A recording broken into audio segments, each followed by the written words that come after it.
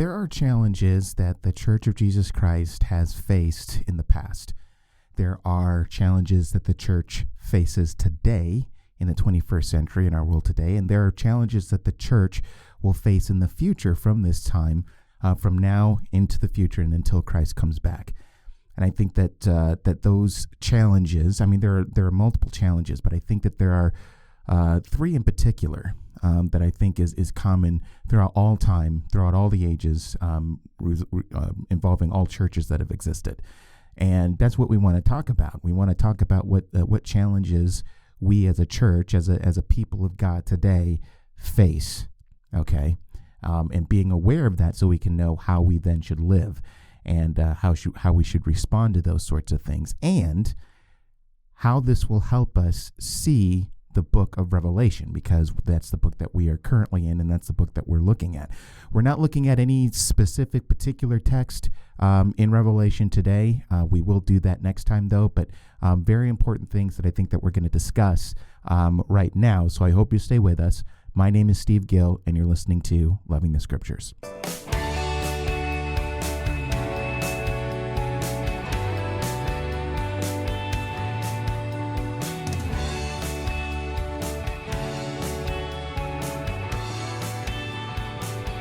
You know, one of the challenges, when speaking of challenges, I'm talking about a challenge for myself. One of the challenges that I face as it relates to talking about this topic, what we're going to talk about today, as well as the challenge of going through Revelation chapter 2 and 3, which we've done for the past several weeks so far. One of the big challenges of that is that in speaking to the typical American Christian, you're not. It's much of Christianity in our culture today is not group focused. It's not community focused. It's very much individual, very much inward looking. And so with any sort of discussions involving the church, any sort of discussions involving what goes on in the church and challenges facing the church, one of my fears is that Christians will instantly get bored and to say, well, you know, it's not about me specifically. And so, you know, they tune out, they think it's not relevant, and that sort of thing.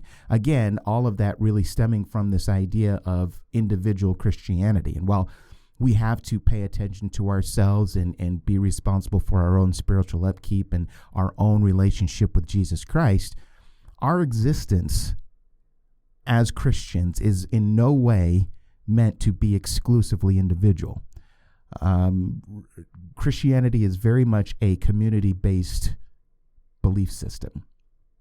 And a lot of the things that we see written in Scripture today has a community context to it. The thing is that we look at it on an individual level, and that, and in many ways, I mean, you can apply some of those things individually, but a lot of times that individual application is done at the expense of the communal interpretation and application, which I think is much to our detriment here in the American church. So all of that to say that when I come into this time, and I'm talking about, you know, challenges facing the church, my hope and my prayer is that people who are listening to this, who may automatically have an individual bent without much thought to the community or how this affects the entire church, won't think, okay, well, since this isn't about an individual sort of thing, I don't have to pay as much of attention, or it doesn't interest me as much, and so they shut off. And that's the last thing that I want you to do.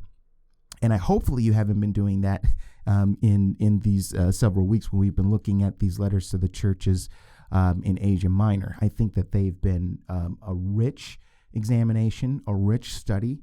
And those of you who have been tuning into those, I hope that there's been a lot of value in that for you. But having laid all of that out, you know, I'm just wanting to encourage you to stay tuned with me, so that we can consider some things together, just as it relates to challenges facing the church. And again, this is very much related to what we have seen in Revelation and things that we will continue to see in the book of Revelation. And I'm just gonna lay it out now, kind of as a I guess I could say warning, although I don't think that's the appropriate term. I don't know what the right term to use is, but as a warning, is that much of what I lay out here is going to probably go contrary to what a lot of Christians have been taught about the book of Revelation and how to interpret the book of Revelation.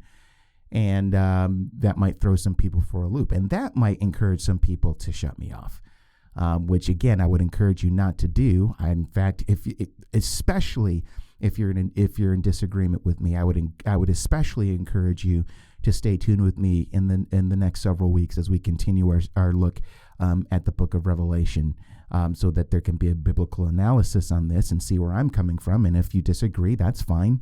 That's nothing wrong with that, I suppose. but if going through this and you think, Steve has given me some things to think about, then I think that that's good. And one thing that I've mentioned before is that I didn't necessarily have the understanding of Revelation or certain things of end times discussion. I didn't hold the conclusions that I have now. I didn't always hold them. I had different views in the past.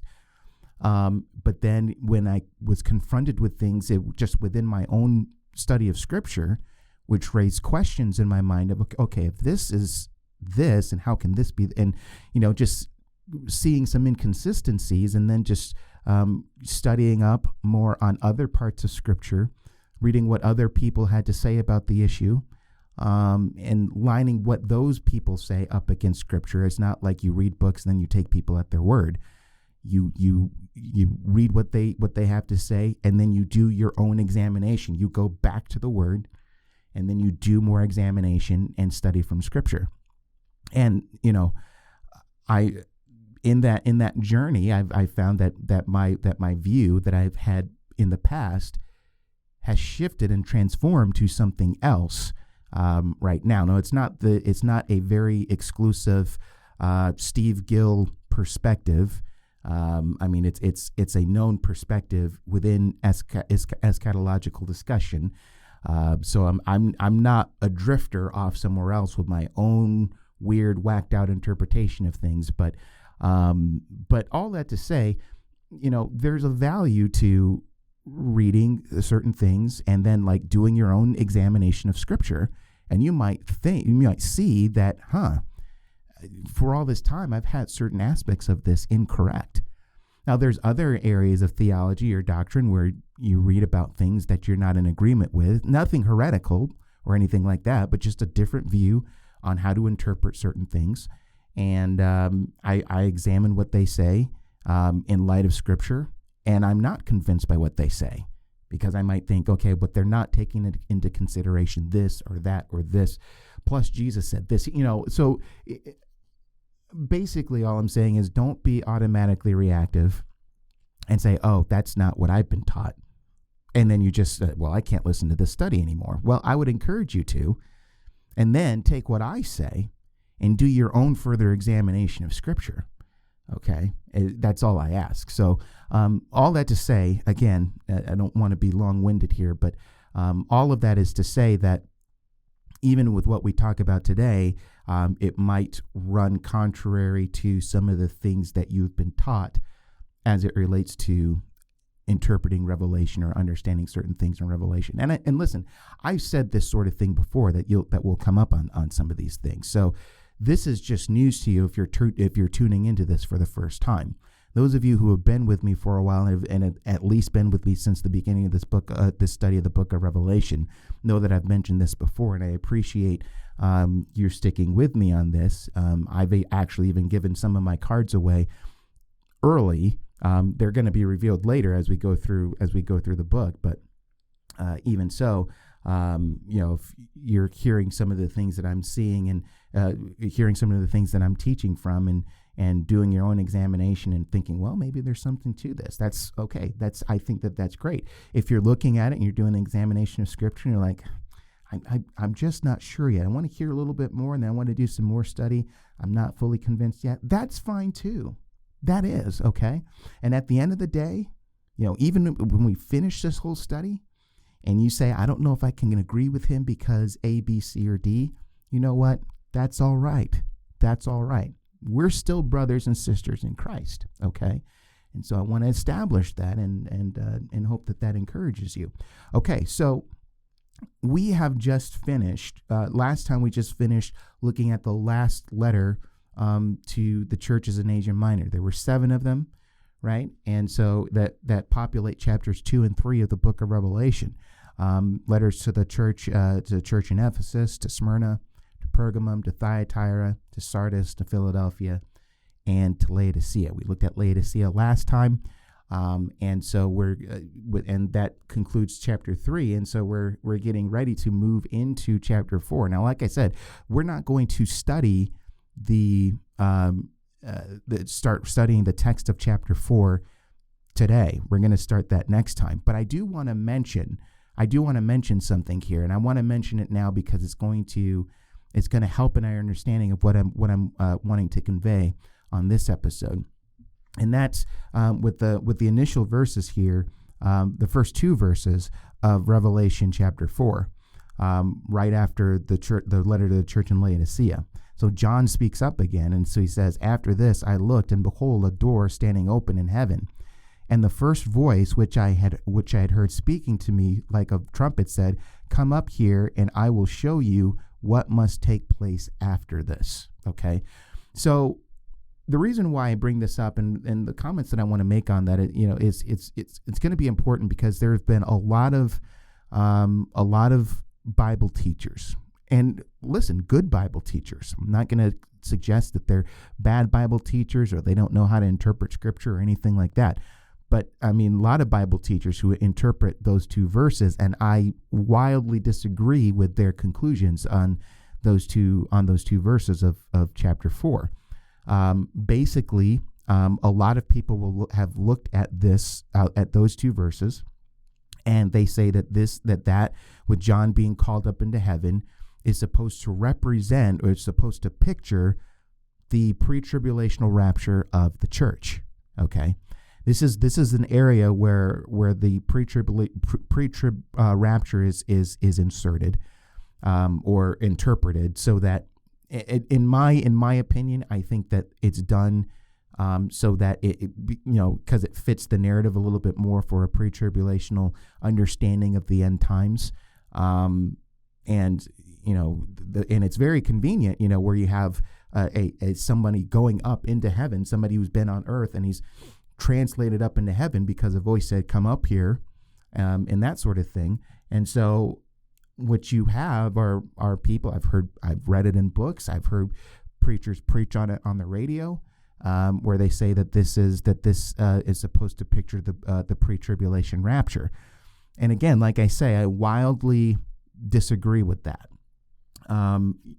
First of all, I mean, real quickly, and just seeing this here, one of the things that you have to understand is that the reason why John is called up into heaven, he sees a door standing open in heaven.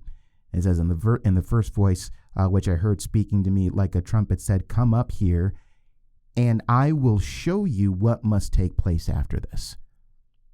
This isn't supposed to picture or represent the rapture of the church. John is being called up there into heaven in a vision, by the way, is being called up there into heaven so that he can see what the Lord has to show him up there. Okay, that's plain and simple. That's all we're dealing with. That's all we're dealing with.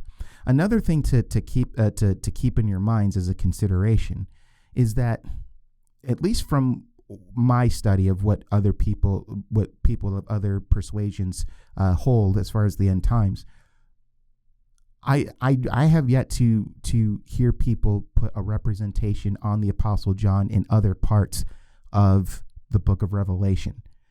In other words, when John is in one place and then he's in another place, I don't hear interpreters say John being here, John represents the church here, or John represents this institution here, or that sort of thing. John is only, for some reason, pictured as a representation of the church here. Again, I think because there's that whole thing of come up here, as in come up here to heaven. And if you are a pre-tribulationist, this seems to make the most sense as to where you would put the rapture. If everything else following here is the tribulation. But we would have to ask, why isn't John being interpreted as representing the church or representing some other institution or some other person or group of people in other parts of Revelation? The fact that it's only done here at the beginning of Revelation chapter 4 should make that understanding a little bit suspect. At least that's what I think. So that's the thought you have there. And also, one other thing to think along these lines is that John, and I kind of hinted at this before, but we have to understand that John is seen in some other areas in Revelation as being placed somewhere else. I think a good example would be in Revelation chapter 17, where he's taken to the wilderness to see, what the angel is going to show him. Now, that's not the church out there, at least, and again, that's not what people equate to that. So if John is really representing the church in Revelation chapter 4, and he represents the church in the pre-tribulation rapture, my whole understanding is, why doesn't he stay there?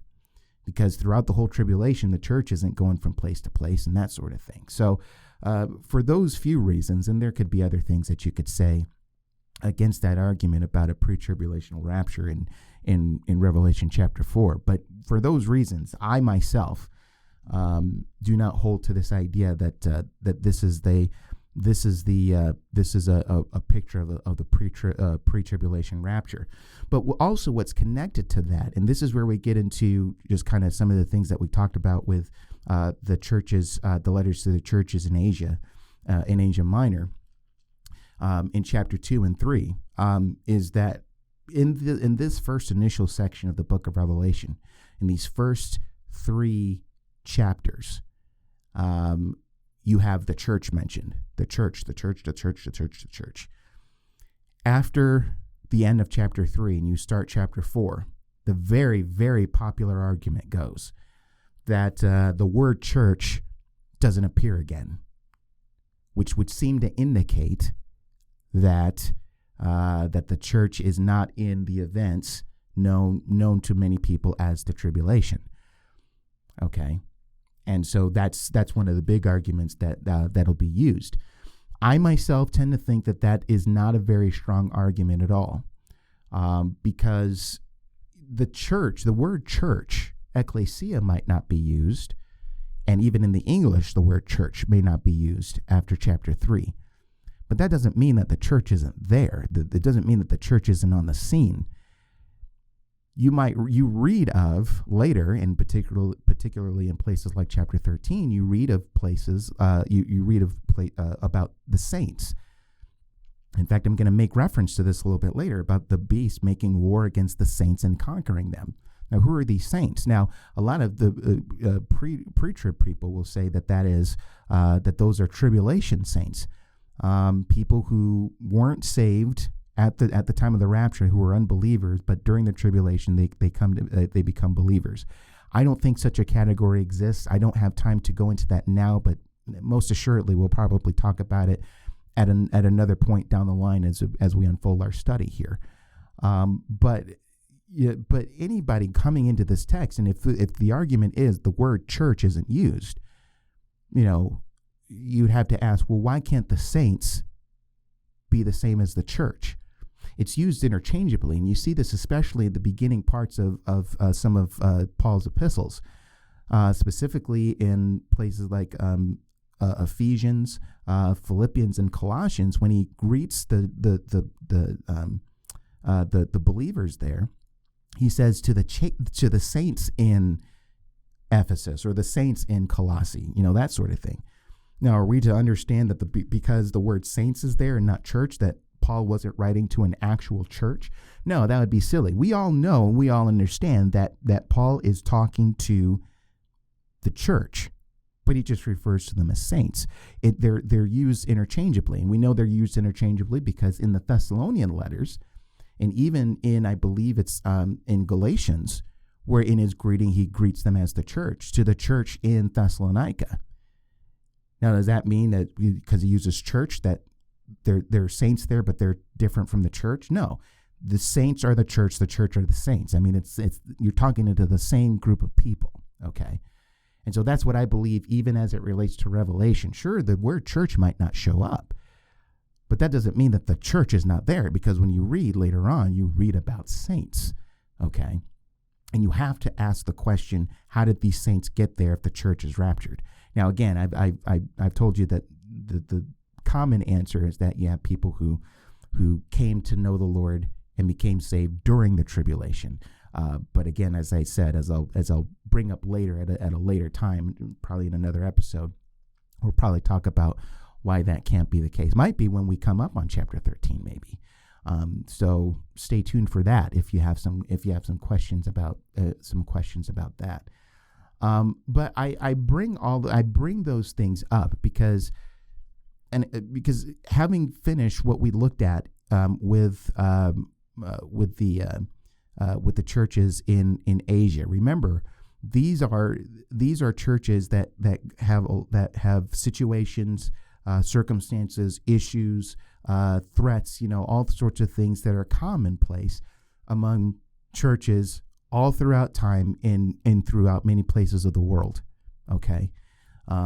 You probably have churches throughout the world today that have a predominant character of a Philadelphian church or a Smyrna church or an Ephesian church or that sort of thing. Okay. And in particular, the challenges that are faced with the churches, as we've seen and as we've looked at within this small sample of churches in Asia Minor, these 7, the challenges that are faced by these individual churches are challenges that have been faced with Christians throughout time, and even up to this point, and will continue to be as time goes on, I believe. It's interesting. One thing that we mentioned before when we were looking at Revelation chapter 1 was that when John was being commanded to write down these things, he was supposed to write down the things that were, and then the things that are to take place after this. That's in chapter 1, verse 19. Write therefore the things that you have seen. What are those things that you've seen? Those that are.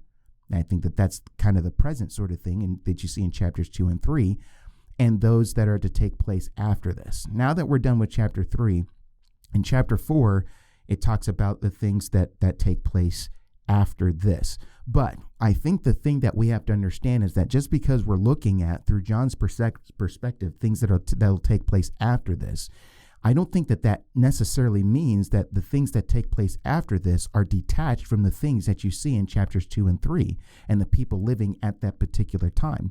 In fact, there are some things that are going to be unfolded in the book of Revelation that anybody in these 7 churches in Asia Minor would read through and look at that and say, we're identifying with that right now. But I think the thing is of seeing this as things that are to take place after this, what you see are not only some of the continuing challenges that are laid out in chapters 2 and 3, but also how those things work out to its ultimate end, and how God intervenes, how God has been intervening, and how God will continue to intervene in the present time, leading up to the second coming of Christ, and how all of this, it leads up to the ultimate victory of Jesus Christ that is coming. Okay. And so that's, I think that's how we look at these sorts of things and seeing how these things unfold. And so what kind of drives this kind of thought of looking at the book of Revelation in this way is seeing how, certain the challenges that are faced by these different churches in Asia Minor that we see in chapter 2 and 3, you see those things kind of reappearing, so to speak, in some of the other areas in the book of Revelation. Okay, so you might be asking, what are these challenges of the church? What are the challenges that we've been looking at with the churches in Asia Minor in the first century?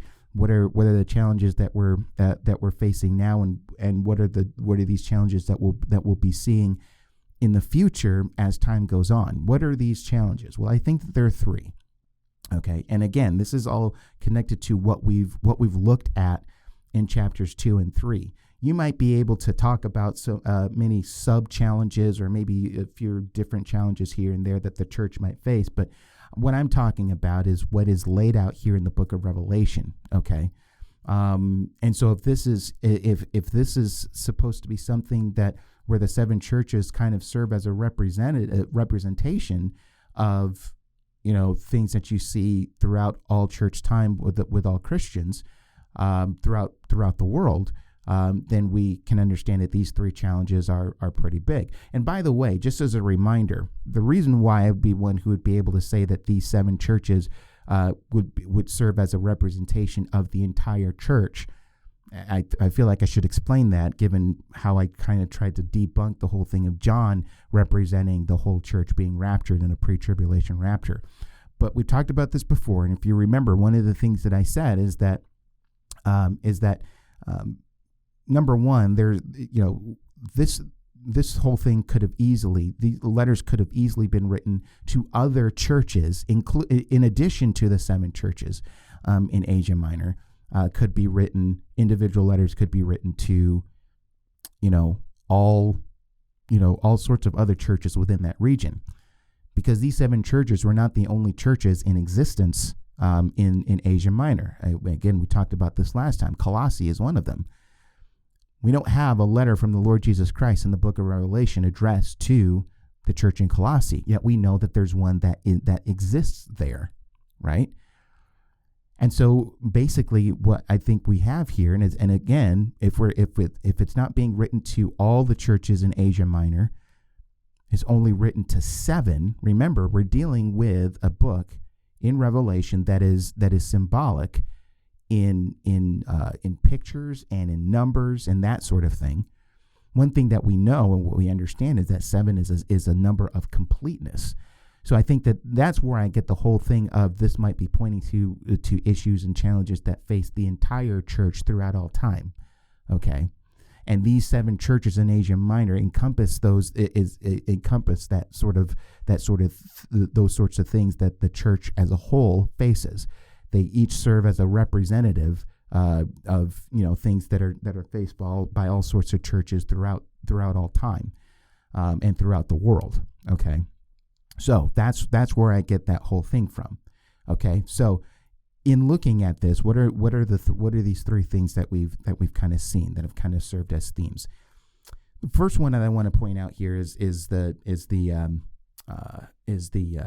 challenge of materialism, and I mentioned this first because this is one that's pretty fresh on our minds, given what we talked about last time regarding the church in Laodicea.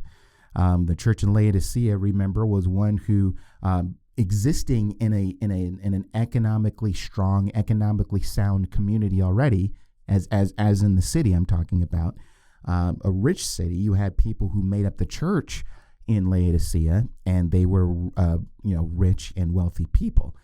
And not to say that having a lot of possessions or being rich is wrong or bad or sinful. That's not the idea. But the idea with the Laodicean church was that they had no understanding of their poverty spiritually. And so what they were looking at is they were looking at their riches, and let's just read it again there, as it says there. Again, we looked at this last time. But in verse 17, it says, For you say, I am rich, I have prospered, and I need nothing, not realizing that you are wretched, pitiable, poor, blind, and naked. So if having riches in and of itself is not a sin, is not bad, what's the problem here? Again, what we saw last time, what the problem is that from that whole thing of their prosperity, they were ones who kind of shut God out of things. They're ones who say, I am in need of nothing. And so that's how really they operated their existence as a community, as a church community in the city of Laodicea. Okay, that's kind of what we were talking about here. So, they took a lot of pride in the material things that they had, and really neglecting the important spiritual aspects of things as well, which is why Jesus says to them, you need to be zealous and repent, and that I stand at the door and knock. If anyone will come and open the door, I will come in and dine with him and he with me. That's a restoration of intimacy within a relationship that should be established between God and his people, right? But if the church is one that is concerned so much with what they have materially, and not really realizing and understanding that they've put God off by the wayside, then that really demonstrates a spiritual poverty that is far more important than any sort of material riches that one might have. Now, as it relates to how this relates to things later on in the book of Revelation, one of the things that we're going to see, and we're going to see this much later, it's going to be in chapter 17, specifically in the first, I'd say probably 7 or 8 verses of that passage. You see the harlot, the woman. She's referred to as a harlot, riding the beast, which I believe is the same beast that we're going to be introduced to in Revelation chapter 13. But one of the things that John describes is just her adorning and her luxury and everything, so much to the point that even John is astonished by her appearance. And not only that, but you have people, all peoples of throughout all the nations who are marveled at her.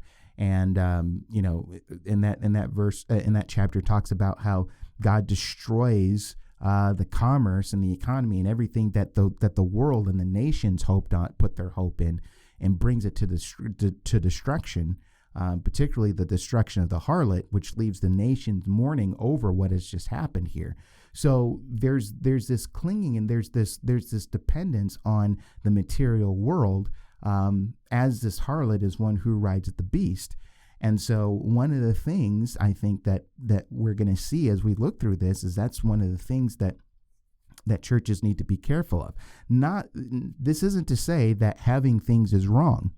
Okay, and this also, by the way, isn't saying that if you're a church that has little, like, for example, the church in Philadelphia, that means that you're in the right position, and that anybody who has a lot of resources and might have a lot of riches and things like that means that they're doing something wrong automatically. Now, there might be a lot of them that are, but it doesn't automatically mean that, okay? And I just want to make that very clear.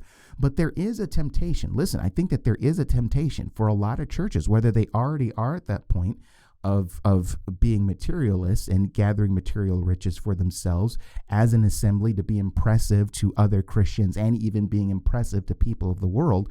Or if you might be that small church that doesn't have a lot of resources and wants to get to that point, or is trying to convince other people that they are in the right spot because they are in a right good spot because they say, hey, we might not have this, we might not have this, but at least we have this here that might appeal to people, and we have this here that might appeal to people, and we have a game room downstairs in our basement. That's something that we have. And so people start, I think I used the example of what I ran into on a few occasions when looking at ads for pastoralist churches. The churches who try to make much of, even though they recognize they're small, they try and make themselves look relevant by saying, well, we have this many classrooms, and our sanctuary seats this many people, and blah, blah, blah. And they put emphasis on that and not so much on who they are as a church, what their vision is, what their goals are as a church, and the direction that they want to go. That sort of thing. You don't hear much about that, and that's the most important thing. So I want to know. I don't want to know so much how many classrooms you have or how many people your sanctuary can seat.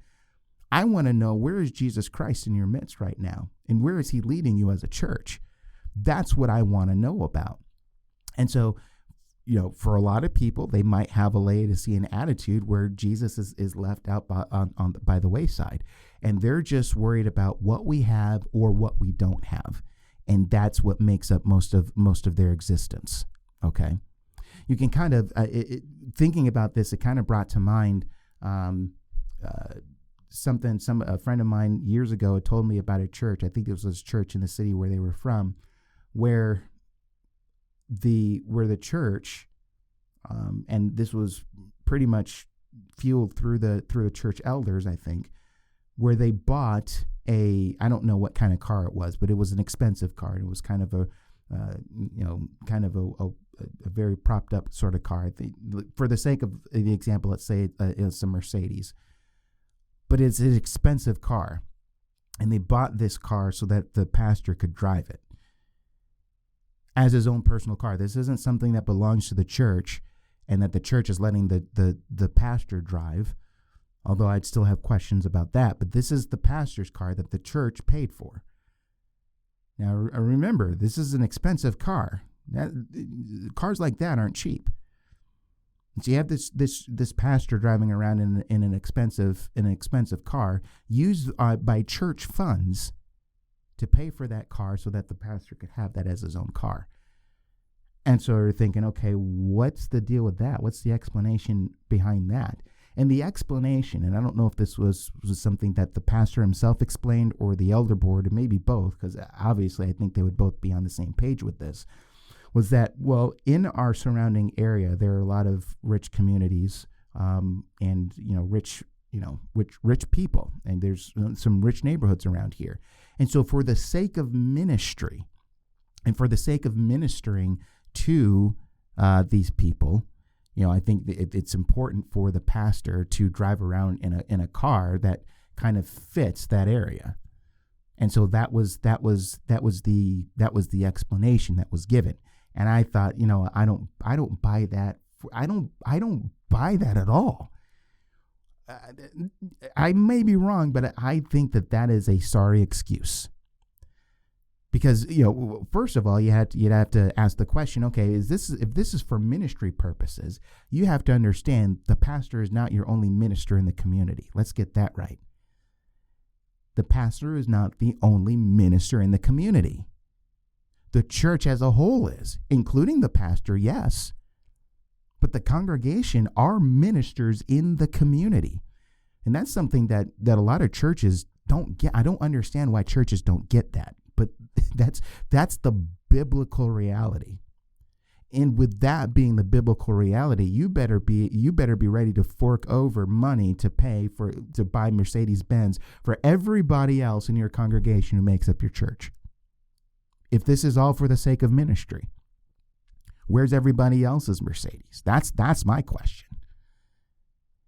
And then secondly, another thing that that I think is worth noting here, is just along the same lines as a Laodicean church, where you might ask the question of them, where is God in the midst of all of this? Has he been put outside of the house and he's knocking on the door before he has to come and bring discipline on you? Is it like, where is Jesus in all of this?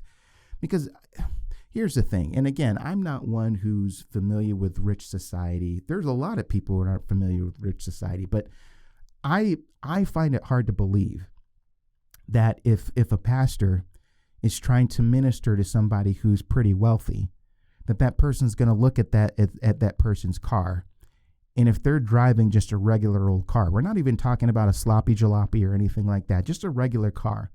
Like a car that I drive. My car is a regular kind of car. It's a Ford Taurus.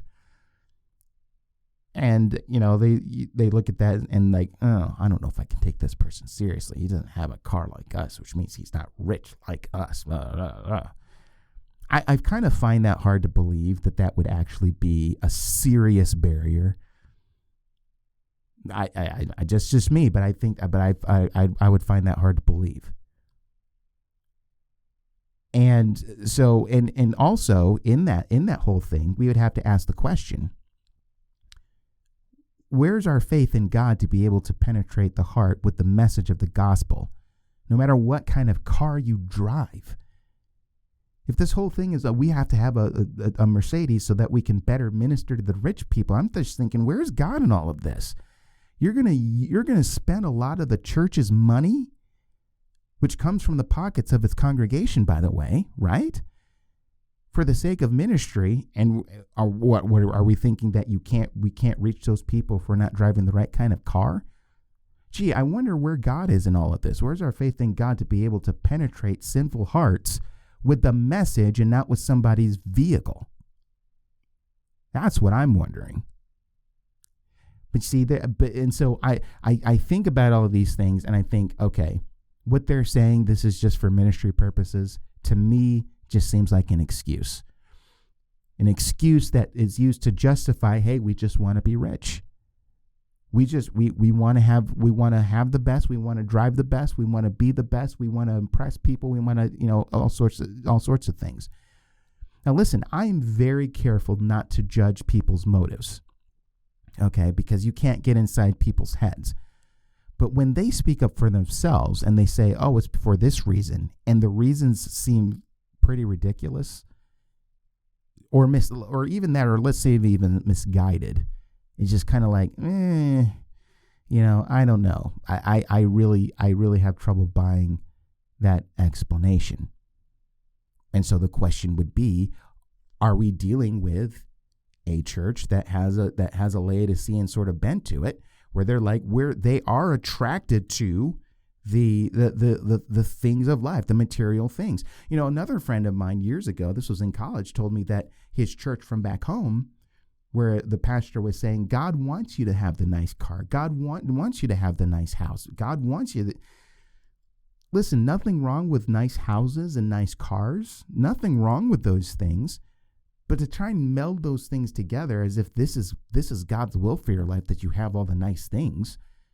I mean, goodness, if that's the case, then what do we say about people in the third world?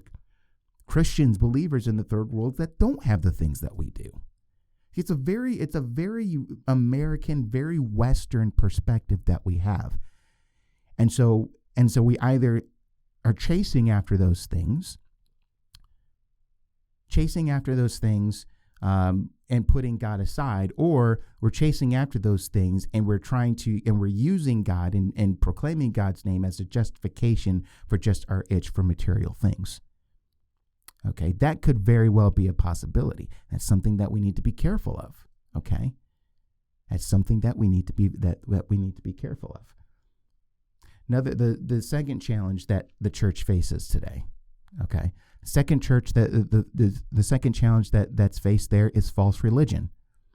Now, this is something that we've seen pretty much in a lot of the letters in the churches in Laodicea, right? Not in Laodicea, but what I meant to say was the churches, some of the churches in Asia Minor. You had Ephesus. They were ones who were on top of their game, just as far as not tolerating those things. Okay, but it shows you that there was a threat of those things even in the Ephesian church. Those things were starting to crop up, and the Ephesian church says, no, that is not allowed. They hate the works of the Nicolaitans. Remember that. Now you have people like in Pergamum who are a little bit more tolerant of those things that were false teachings and false deeds, as well as in Thyatira. In Thyatira, remember, I think what we talked about was what might have been going on in a lot of those cases was trying to compromise in order to get in on the good side of all of these trade guilds who worship their patron deity. And there's sort of this mixing of things going on together where people were being convinced that you could worship God but still dabble in some of these other things at the same time. That's something that is not to be tolerated. So in one area where the Ephesian church was rightly intolerant of those things, you had other places, namely in places like Thyatira, where and in some sense even Pergamum, where those things were starting to be tolerated. And not only do you had some people within the congregation starting to believe some of those things that were taught, the false things that were taught, but again, as it says there, the teachings themselves were being tolerated, and it was allowed to continue on without anybody stopping it and saying that this is incorrect, this is wrong. Okay. And being true to the truth of God's word and the truth of the gospel and what God's word actually says. Okay. That's the problem. Okay. And I guess in some way you can kind of lump in the whole problem with Sardis in the sense that maybe they weren't dabbling in overt pagan religions or anything like that, but they were being silent about the truth of the gospel in order to stay on people's good side. And that's where they got the whole reputation of being alive, when in fact Jesus said, you are actually dead. Okay. And this kind of demonstrates all the more the importance that we have of being people of the word and being biblical. One thing that I think some people at my church know about me is how much importance I place on being biblical in all things. Okay.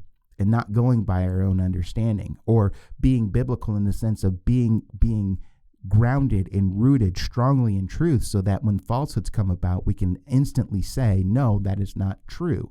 That's false, because I know what the truth is and I'm familiar with the truth. Okay.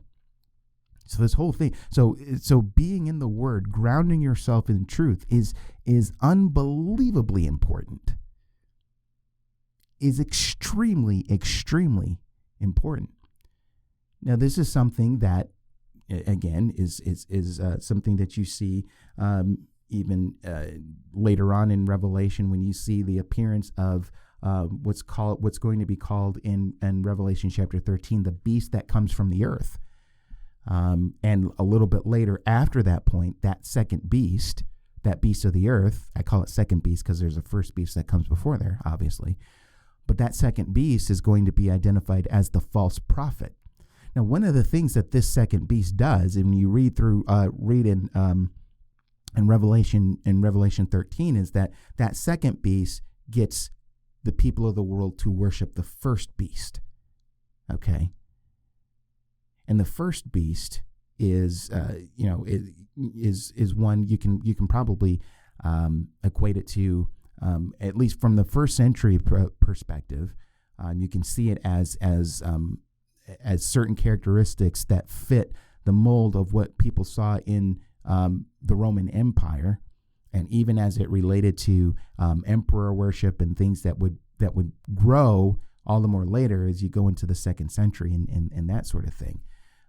Yes, people had their own gods, they had their own patron deities, but emperor worship was a thing, and it was an important thing. And if you didn't burn incense to the image of Caesar, you might find yourself in big trouble. So you see Christians at that time in somewhat of a pickle. Okay, false religion mixed in with things things of the state. And then the outside pressure to conform to that could very much lead up to what you see in places like Smyrna, where they are imprisoned, and they are to be faithful even unto death, as they are incarcerated for 10 days, and being faithful unto death, as we saw in our examination of that passage, was actually them being executed, them being martyred. That's what people went to prison for. They went to prison, they didn't go to prison to serve a prison sentence. They were usually put in prison to await trial or to await execution. That's really basically it. Okay. And so, when people in the first century, and particularly even here in Asia, people in Asia Minor, when they're reading through Revelation and they're reading about things that are going on with the second beast, or the false prophet, again, as he would later be identified, there'd be a lot of people reading that and saying, this looks awfully familiar. This looks like what we have to deal with. I mean, if we're talking about the pressures of conforming to the trade guilds and their worship of the patron deities, and if you don't do that, you could very well lose your job and your whole livelihood. Now, what are you going to do? right? Doesn't that sound a lot like the mark of the beast? I'm getting way ahead of myself here. See, without it, that people wouldn't be able to buy or sell. That's not a barcode that people are going to get stamped on their hand or on their forehead, as some people have said in the past, and even some people could talk about today. We'll talk about the whole hand and head thing when we get there. There's a certain meaning to that that's basic and even derives its meaning from the Old Testament. But, people in the first century would look at that and they would think, they would know what that meant. They would know exactly, that kind of sounds a lot like, what happens in certain aspects of our culture and our society today, and even particularly with trade guilds. You don't conform to that. You don't stamp your allegiance to that. You might find yourself not being able to get any food and having a living, right? That's what we're dealing with here. Okay. So all of those things mixed together, and I guess in the whole thing of false religion is the third challenge that we see, and that's persecution against the church. Before I talk a little bit more about the persecution of the church, though, let me just say a few other things about false religion and the battle that the church continually has to fight with that. Again, the greatest weapon that you have is the Word of God. And to use that weapon effectively, you have to be familiar with it, okay? So I'm going to repeat that one more time and understand that that's part of the battle of being able to effectively use the Word of God in that. Now, I want to point out very clearly that false religion, we don't necessarily have to reduce false religion only to that which has to do with other deities or other gods, that might be worshipped by some far off people in some other country or something that comes from an actual overt pagan religion.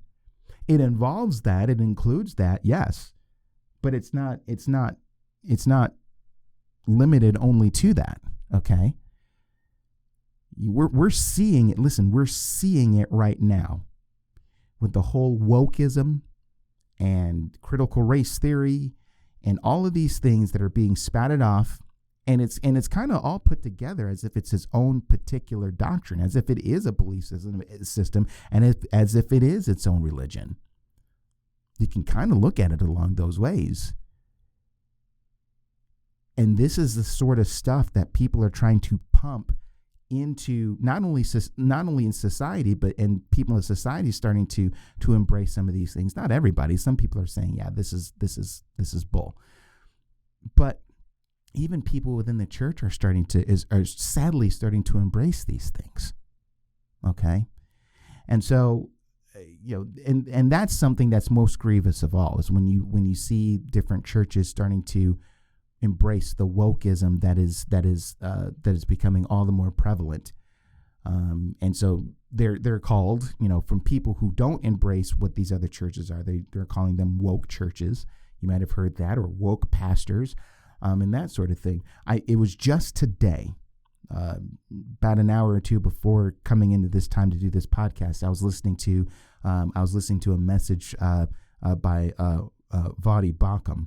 You ever have any chance? If you have never listened to any of his messages, you're missing out. He's a very good speaker. He's got a lot of good biblical things to say. Just YouTube him. He's got a whole range of things that he talks about. But one of the things that he said was that he keeps getting letters from people, from Christians who are just distraught and discouraged because in their churches, they're having people who are their church is starting to embrace the whole wokeism that's being brought into the culture, and is starting to seep its way into the church. And so the whole thing of white privilege, white fragility, and all those things of things that are being brought up, things that come from the world, by the way, and not from Scripture. And it's being embraced by some of these churches. And you have these Christians who have been writing to Vadi Bakum and saying, I'm just discouraged. I don't know what to do. They're starting. And listen, if you know about wokeism, you know that the things that they espouse are clearly unbiblical. And it's these sorts of resources and these sorts of teachings, I will repeat, that come from the world. that that many churches are starting to embrace. Instead of opening up the scriptures and saying, what does scripture say? I have yet to hear, and maybe there are some that at least attempt to draw from scripture, and I haven't heard those yet, and maybe they're out there, I just haven't come across it yet. But I have yet to hear, when you hear people actually speaking, from a woke perspective within the church, I have yet to hear people say, because the Bible says da da da da da da da. Because they can't, because it's not in there. See what I'm saying? It's not in there. And so you have these people who are embracing all these things from people who are promoting woke ideology that goes against scripture. And it's like, isn't that kind of along the same lines of being sucked into a false religion of some sort? And you can explain this in either in a couple of ways. Either one way, that's all this sort of thing is something that church leaders and other people are exposing themselves to and actually believing as a thing and something that they need to teach on, which just brings to question their discernment in that particular area. Or you have churches who are like, we need to do this so that we can kind of put a shield around ourselves to compromise, and so that we don't get the evil backlash from society, so that we can show people that we are woke just like they are, and so that it doesn't bring about any sort of evil words or evil actions against us as a church, which is compromise. And again, that's something that we talked about in our study of these letters as well. Remember? Okay. And by the way, listen, don't be afraid to go back and listen to these episodes that we've done on these 7 churches again. Okay. Don't be afraid to go back and do that, because I think a continual exposure to this analysis is a good thing. And maybe you might see some parallels just as it relates to some of the things that we're seeing in our world today. Okay. And so, whatever the case may be, in either one of those 2 instances that I just laid forth for you, it's not good. It's not good. None of those explanations are good that would make things pleasing in the sight of God, as far as how the church is being directed. Okay. And it's those sorts of things that we need to be aware of too. Yes, we might not be worshiping the God of this or the God of that, or this God that comes from this country or from this culture or that sort of thing. We might think that we're off the hook of that because we don't do those things, but trust me, different forms of false religion can seep its way into the church in other forms. That's the deviousness of this that comes from the evil spiritual realm. And they hook a lot of us, hook, line, and sinker. We got to be very, very, very, very careful about those things. Okay. But as we see with the letters, as we see in our own time, and even what we're going to see revealed in the book of Revelation, this is another battle that the church has had to face. Okay. And then the third challenge, I already mentioned that. The challenge to churches that face persecution. Now, persecution can take many different forms. I think the most severe kind that we usually see and we usually think of is martyrdom. Either that or something physical, like being beaten or tortured or being thrown in prison and that sort of thing. And again, that's not the whole of persecution, and that's not anything that we here in the United States have to deal with yet. Maybe that will come sometime in the future. But there's still other forms of persecution that are out there. And I think that these are things that we're seeing as well. And especially just in speaking about, just kind of acknowledging being the pressures of having to acknowledge wokeism and all those sorts of things. Some people, might be in a position where if people of the church stand up and say, no, this is not according to what Scripture says, you might have churches that might suffer the consequences. Consequences, by the way, which come from the state. Again, this is something that you see in Revelation as well. You have a something in the form of the second beast, directing people to worship the first beast. The first beast could be people of the state who say you are now required by law to do A, B, C, or D. I mean, just think about the whole thing with the Equality Act and the attempts from that. That's come from the government, okay. But whatever we're dealing with here, I mean, we have to be aware. We have to understand that that persecution has been a reality in the past. It is a reality right now in different degrees, but in other parts of the world as well. And it will be a challenge for the church in the future. Now, not every church, not in every area, is going through intense persecution through martyrdom or things like that. In fact, in some places it might be in and out. Sometimes they have persecution, and other times they might have times of peace. That's really what happened with the church in its early history, in the first few centuries of its existence. It wasn't really a matter of the whole thing where throughout all that time they were going through intense and severe persecution for hundreds and hundreds of years consecutively. That's not how it worked. A lot of it would depend on what emperor was in power. So if you're under the emperorship of a Diocletian or something in the early church history, you might be in trouble. But again, it just depended, right?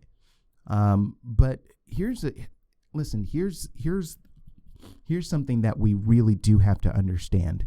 And again, it comes back to that whole thing of a pre-tribulation sort of mindset, because a lot of people who embrace that, I think, would find it very hard to believe that the church, and we're talking about from an American perspective, an American or Western perspective, that they would go through intense persecution, that where they would be thrown in prison or killed or things like that.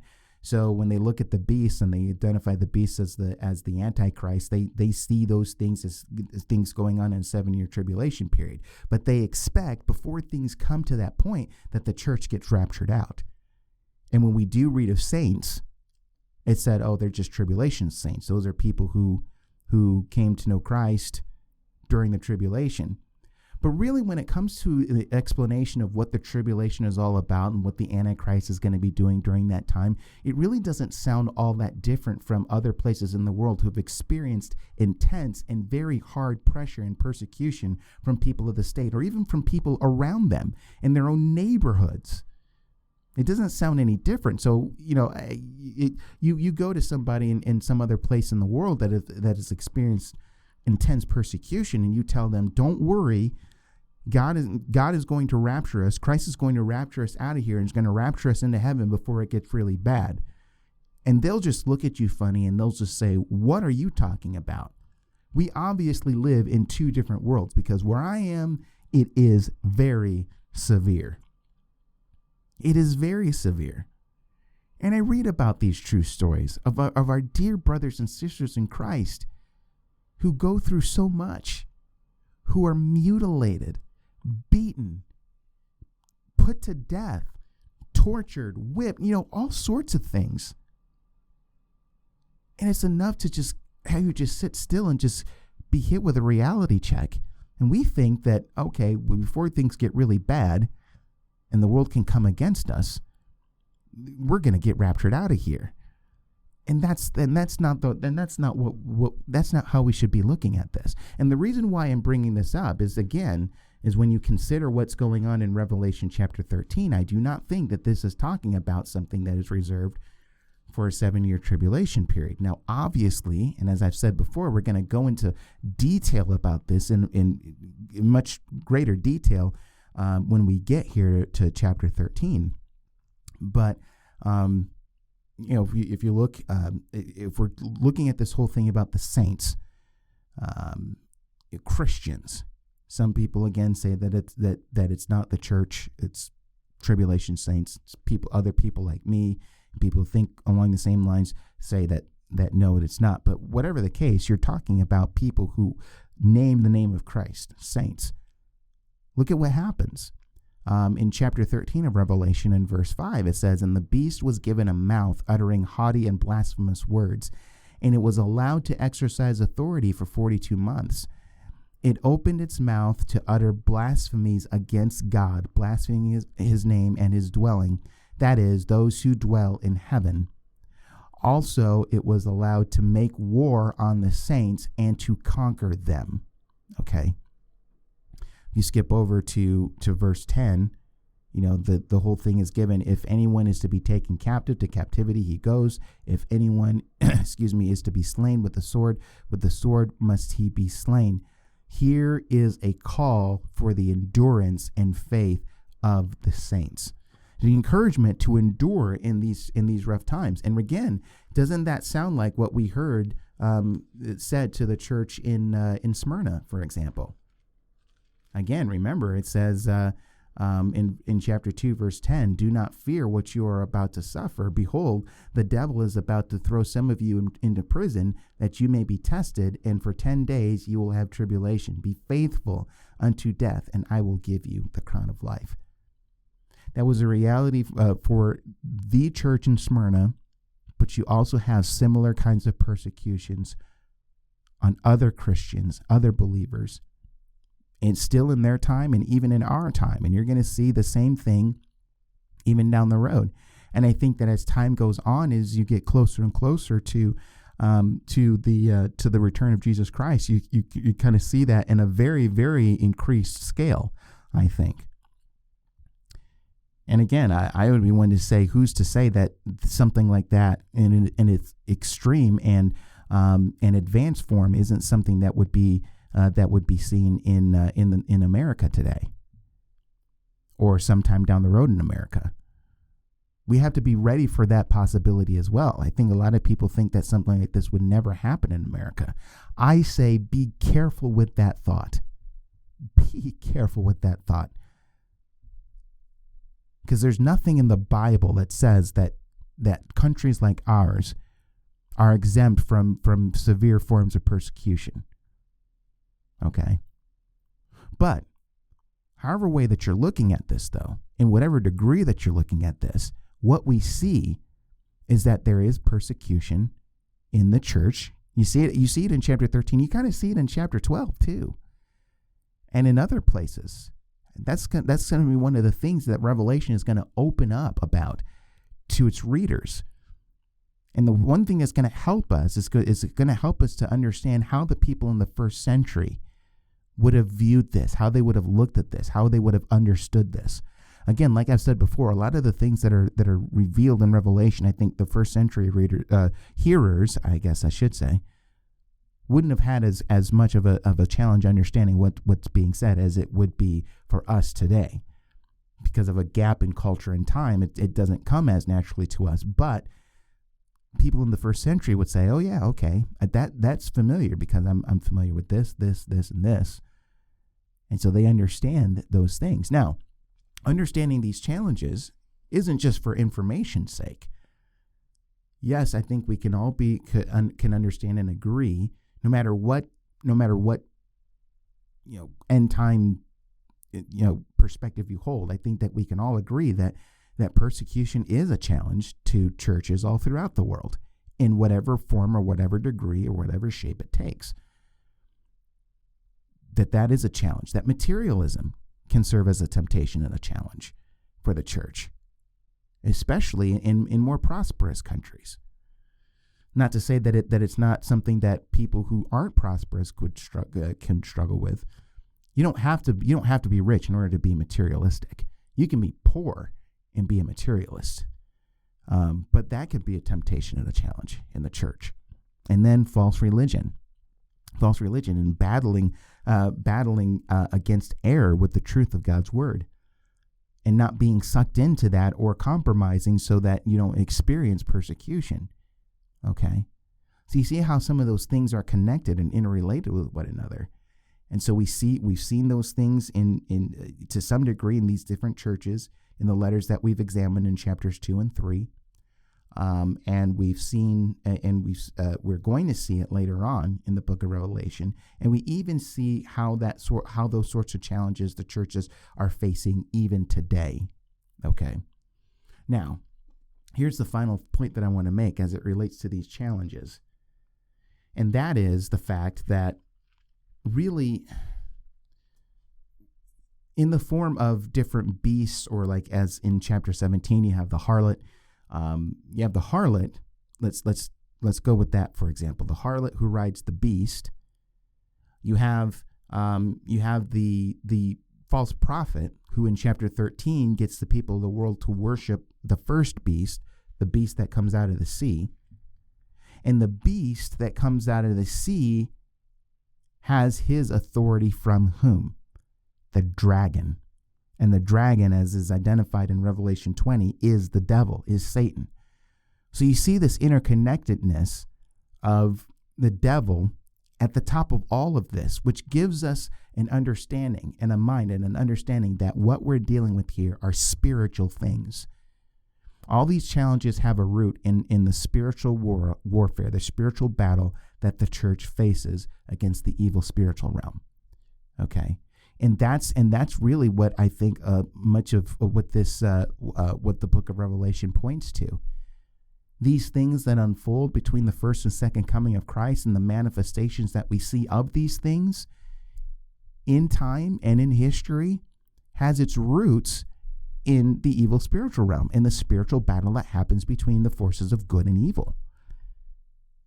And the encouraging part of this, and I know that we've talked about this as well, the encouraging thing is that in the end, Jesus wins. That's the whole theme of this whole thing. And we're going to see different perspectives, different camera angles, so to speak, of what this victory of Jesus looks like when he comes back. And this would have spoken a very powerful word to the people in the first century. And hopefully, I hope that this is something that speaks a powerful word to us here in the 21st century today. I truly, truly do. So that's what we're dealing with as far as the challenges of the church and the challenges that we're going to see in other parts of the book of Revelation. And hopefully in laying those things out, you have a better understanding, a better idea of how we can look at a book like Revelation. Now, again, I'm not in laying all this out, I don't expect people who have had a different perspective than me to automatically say, okay, I get where you're coming from, and I'm all fine and good with that, and that's the perspective that I have.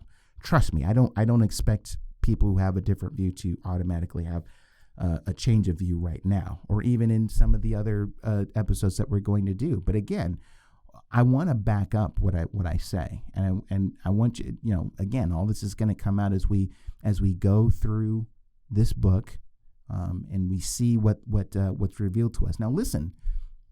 I'm not claiming that I have Revelation fully figured out or the end times fully figured out. I'm firm in my confidence in a particular perspective of eschatology, but that doesn't mean that I have every single question answered. I still have questions that remain unanswered for me that I still continue to explore, both as it relates to Revelation and with eschatology as a whole. So please don't understand me as one who says I have all the answers to all of this. I don't. There are some areas where it's like I'm not as sure about this or that. But in a whole, in a grander scale, in a whole, I have greater confidence where I stand now in my understanding of certain interpretations than I have before in the past. Okay? So I would encourage you to continue to stay tuned with me as we continue our study of the book of Revelation. So next time, we're going to get back full throttle into the text by starting in chapter 4 and starting to look at that. We're going to be exposed to a very glorious heavenly scene. So we're gonna look through the eyes of John the Apostle here as he describes what he saw when he was called up into heaven, and so it's a very very interesting scene.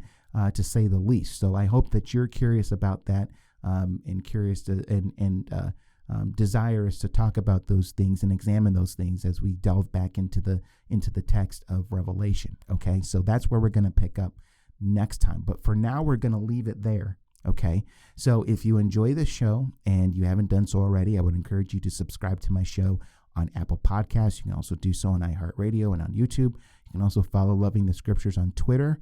The handle is at LTScripts. That's LTSCRIPTS, which stands for Loving the Scriptures. All right. Well, I went a little bit longer than what what I actually expected. If you want to know the truth, coming into this time, inwardly I was thinking, this I could probably lay all of this out in less than an hour, thinking maybe 45 to 50 minutes. That turned out not to be true, but I think it was some good things that we went over, and hopefully that this prepares us and sets the stage for what we're going to look at down the road when we're looking at the book of Revelation. Okay, so I would strongly encourage you to come back, whether you agree with some of the things that I say or not, so that you can kind of expose yourself to different views and then examine for yourself on your own what Scripture says, and then come to a conclusion that you think is best as far as all of this. Okay, so anyway, my name is Steve Gill, and I will see you right back here next time. Bye now.